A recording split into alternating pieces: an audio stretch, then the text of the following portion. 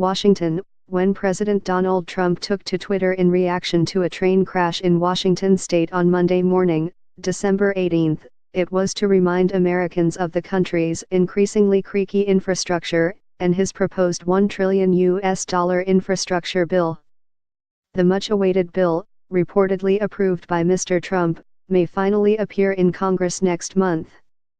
It will reportedly propose $200 billion in federal money over the next decade to unlock, through incentives including grants and loans, another $800 billion from local and state authorities and private entities. The train accident that just occurred in DuPont, WA shows more than ever why our soon-to-be submitted infrastructure plan must be approved quickly, he tweeted. $7 trillion, spent in the Middle East while our roads, bridges, tunnels, railways, and more, crumble. Not for long. It is not yet certain to what degree the tragic crash that took 3 lives and left many badly injured, can be attributed to infrastructural shortcomings or failure. The Amtrak train was reportedly well over the speed limit for that section of the track. The derailment followed a multi-million-dollar track upgrade.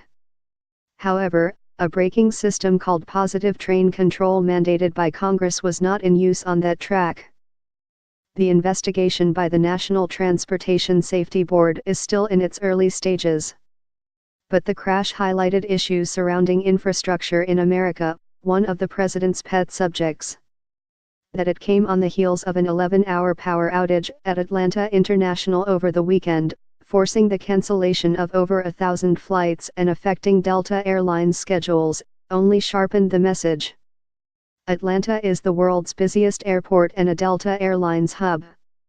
The train crash also shut down a part of Interstate 5, a major north-south artery for the West Coast. The train derailed south of Seattle on an overpass and part of it fell into the highway.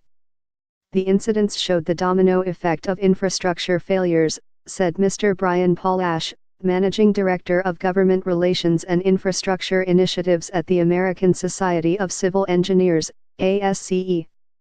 This incident, and the incident the day before in Atlanta, shows the interdependence of pieces of infrastructure.